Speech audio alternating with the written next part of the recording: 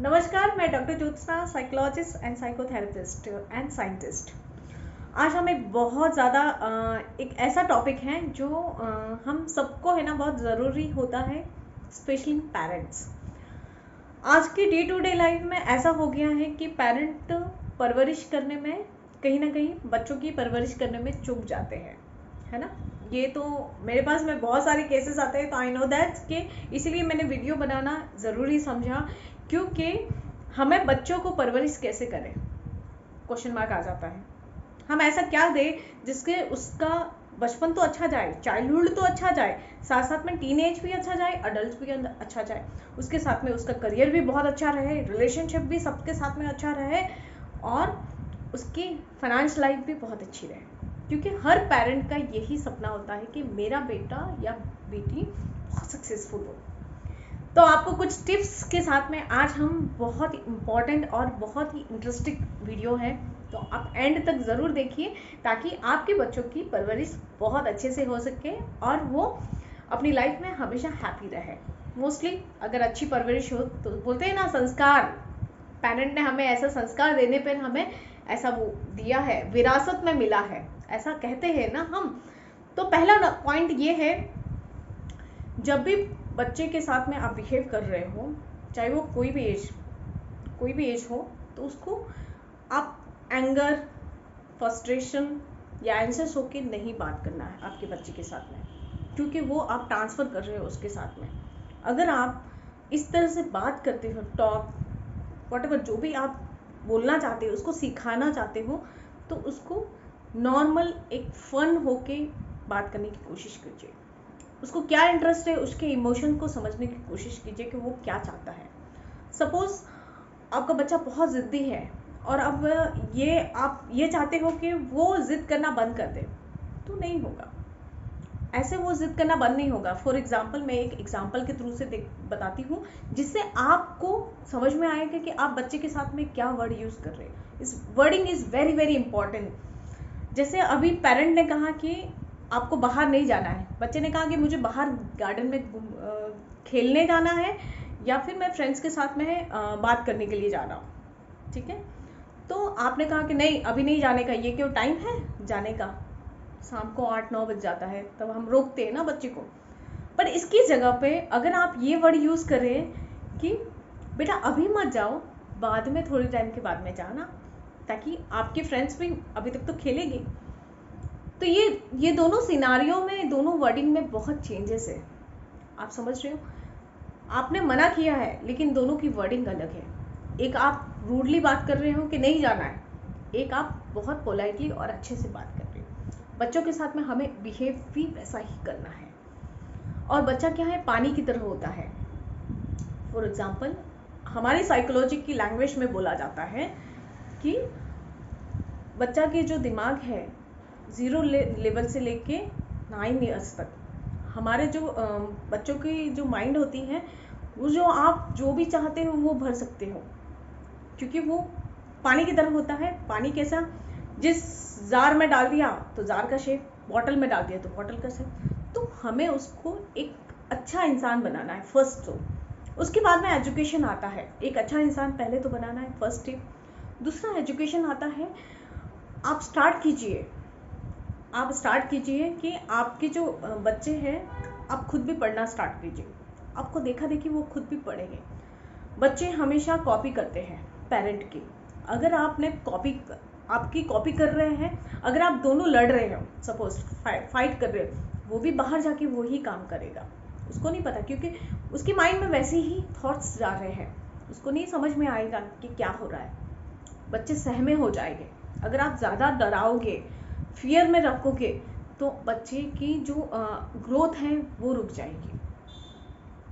आप फ्रेंडली होना, तीसरा पॉइंट है फ्रेंडली होना।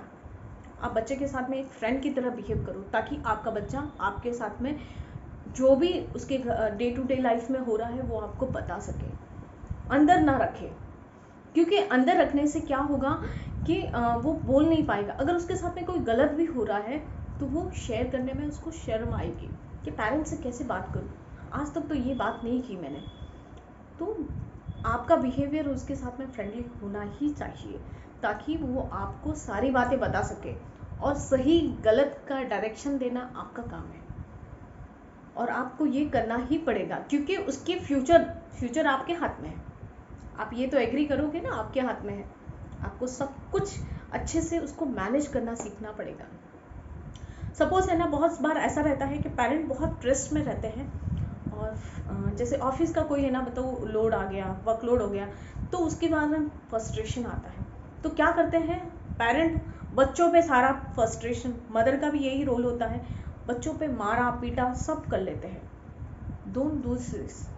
अगर आपको ऐसा लगता है कि आप बहुत स्ट्रेस में हो और आप बिल्कुल भी है ना उस हालत में नहीं हो कि बच्चे के साथ में ठीक से बिहेव कर सकते हो, वो तो आपको पता चलता है ना, पेरेंट हो आप, तो थोड़ी देर आप एक्सरसाइज कर लो, या कुछ ऐसा कर लो जिससे आपका ये जो फ्रस्ट्रेशन और एंगर है वो निकल जाए, या सो जाओ।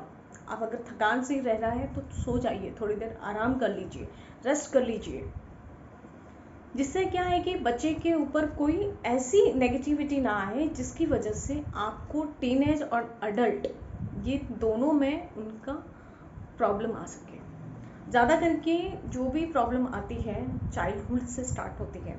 हम एक साइकोलॉजी की भाषा में हम बोले तो जब भी हम है ना हम पेशेंट से है ना हिस्ट्री लेते हैं, तो हम बचपन की बातें बहुत पूछते हैं कि बचपन में कैसा था, क्योंकि बचपन में एक नेचुरल हमारा स्टेट होता है, नेचुरल नेचर होता है, जो उसमें कोई है ना मिलावट नहीं होती है, क्योंकि 9 इयर्स के बाद में तो वो अडॉप्ट करता है, उसको चेंजेस आते हैं, क्योंकि बाहर की दुनिया वो देखता है। उससे पहले तो हम घर में जो बताएंगे वही करता है। तो चाइल्डहुड जिसका बहुत अच्छा हो गया, उसका चाइल्डहुड के साथ साथ में उसका टीनेज भी अच्छा हो जाएगा, उसका अडल्ट भी अच्छा हो जाएगा, उसकी लाइफ में जो भी चैलेंजेस है वो प्रिपेयर रहेगा कि मुझे इस चैलेंज को कैसे ओवरकम करना है। देखो चैलेंज तो आएंगे बच्चों के पास में भी, चाहे वो स्कूल की हो, कॉलेज की हो, या फिर ऑफिस की हो, बट उसमें इतनी क्षमता आ जाएगी कि आप है ना उसको ओवरकम करने के लिए रेडी कर लोगे उसका mind. Education is must, education में जितना आप हेल्प कर सको उतना तो करना ही है। अब मैंने है ना बहुत लोग पेरेंट्स को देखा है कि फोकस कर, स्टडी में फोकस कर। क्या आपने फोकस किया है कभी किसी चीज़ में? मैं तो क्वेश्चन आपके पेरेंट्स से पूछती हूँ, नहीं किया तो बच्चा कैसे करेगा? 5 साल 10 साल का बच्चा कैसे कर पाएगा? इसकी भी बहुत सारी ट्रिक होती है फोकस के ऊपर, स्टडी स्टूडेंट को क्या कैसे फोकस करना है। मैं बहुत जल्दी एक वीडियो में बना के भेजूंगी कि ये स्टडी में कैसे हेल्पफुल होगी और सपोर्ट करेगा। बट फोकस करने के लिए पहले तो पेरेंट खुद फोकस हो जाए, उसके बाद में बच्चों को बोलेंगे कि फोकस करो, है ना। तो पहले अपने अपने आप को बिहेवियर को चेंज करना है, फिर बच्चे के ऊपर उतना ही हमें कंट्रोल करना है। अब ऐसा भी हो सकता है कि बच्चा जिद करे किसी भी चीज़ से कि मुझे अभी का अभी चाहिए, मुझे आईपैड चाहिए या मोबाइल चाहिए।